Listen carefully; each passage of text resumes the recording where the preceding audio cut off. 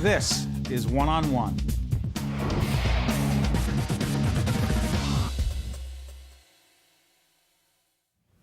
Paul Battaglia is a math teacher at Manasquan High School. How you doing? I'm well, thank you. This is part of our Classroom Close-Up series in cooperation with the NJEA. Now, we're about to see a piece of video from the Classroom Close-Up series on NJTV that you can see every week. This is called Squan-a-Thon. It's a dance marathon. Squan-a-Thon is Manasquan, right? Right, that's where we got it from. Raising money for pediatric Cancer. trying to raise awareness, trying to raise money, and young people down in Manasquan are involved. That's right. We have about 25–30% of our student body that take place. It started when? It started about 4 years ago. Raised about 200 grand so far? So far in 4 years, we've raised over $200,000. This current year, we just raised over $63,000. So here's the deal. We'll come back and talk to Paul in a second, but right now you're going to see Classroom Close-Up, Squan-a-Thon. It's great stuff. Take a look.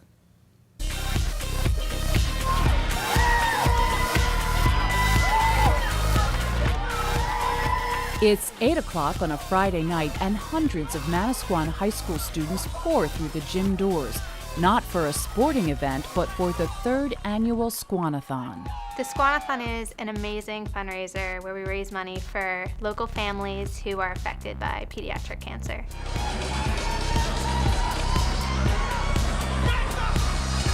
We have a goal for our students to reach $200. And in order to participate in tonight's event.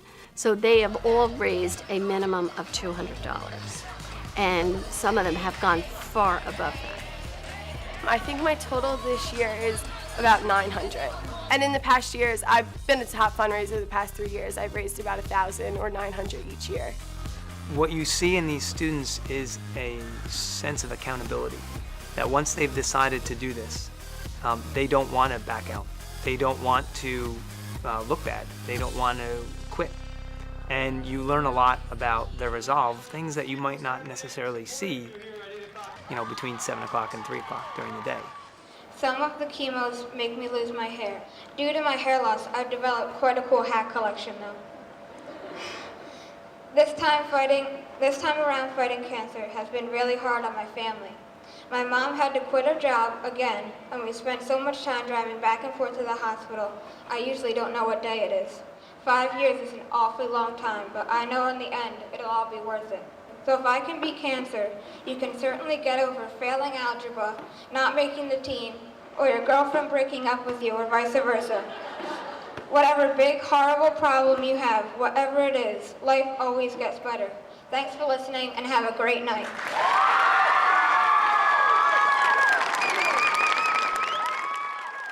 Some families were up all night with students, and teachers chaperoned in shifts. Finally, it was 8 a.m. Saturday morning, and time to thank everyone who made this event a success. The students raised $46,501.79 for pediatric cancer families. I'm thinking about having to stay up tonight for all night long, and I think, why am I doing this? But in the morning, when we raise the numbers and we have our final speeches, it's a great feeling.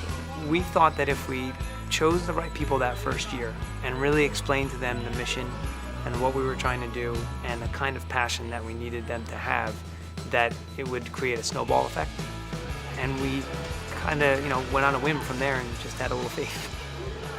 Kids are looking to help in any way possible, and it's just that giving nature that you begin to see. It just makes you really proud. Amazing. Thank you. So it's really the work of the kids. They've just been phenomenal. They've embraced it. What do you think it does for them?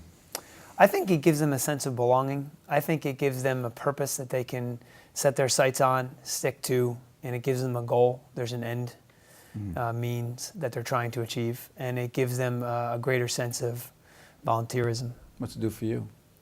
It just makes me proud. It makes me proud to know that in the country that we live in the world and the times that we live in, that we have not just one or two, but we have a large number of people trying to make a difference. As an educator, again, through the series, we've talked to dozens and dozens of educators who come at this from so many different perspectives, who have different areas of expertise.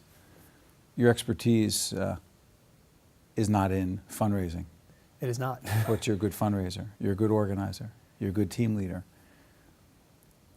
Has it brought you closer to these students? I think so. You get to see, they get to see me in a different light. I get to see them in a different light. You get to see each other under various stresses and out of the traditional classroom environment. Yeah. And in a way that maybe they didn't even bargain for and I didn't bargain for at the Is beginning. it part of teaching? Oh, without a doubt. That is part of teaching. Without a doubt. How so? Because teaching is about empowering young men and women to reach new heights. It doesn't have to happen in a math classroom. It doesn't have to happen in an English classroom. Why can't it happen in your community?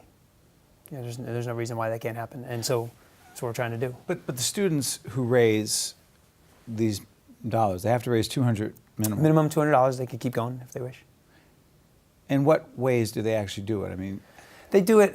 Some of them just simply send out letters to relatives.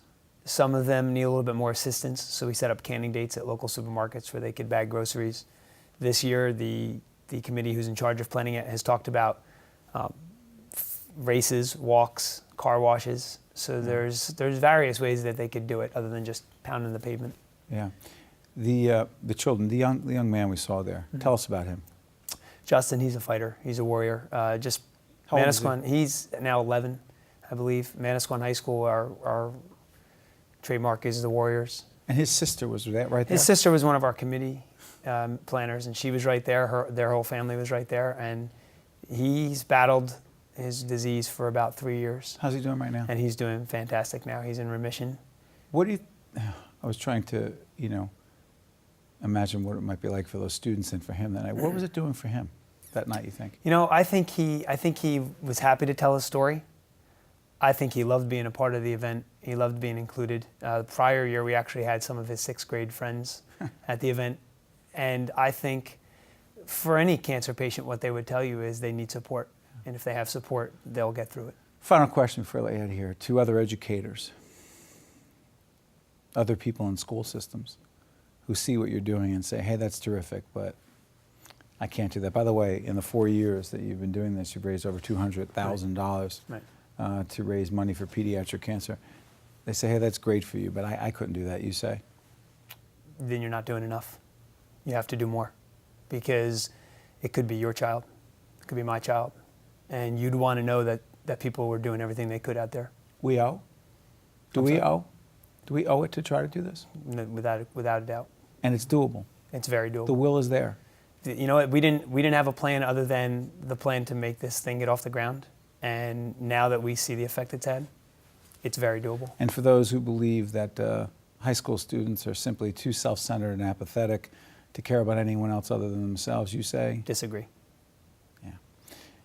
They need a little nudge too, and that's why we have great educators like you. Thank you. Paul Battaglia, a math teacher at Manasquan High School. You honor us by doing the work you do every day. Thank you. And you honor your profession as well. Keep doing it. Appreciate it. Appreciate you. Thanks for having me. This is One-on-One, part of the Classroom Close-Up series. Thank you very much. We'll be right back right after this. One-on-One with Steve Adubato has been a production of the Caucus Educational Corporation, celebrating 25 years of broadcast excellence.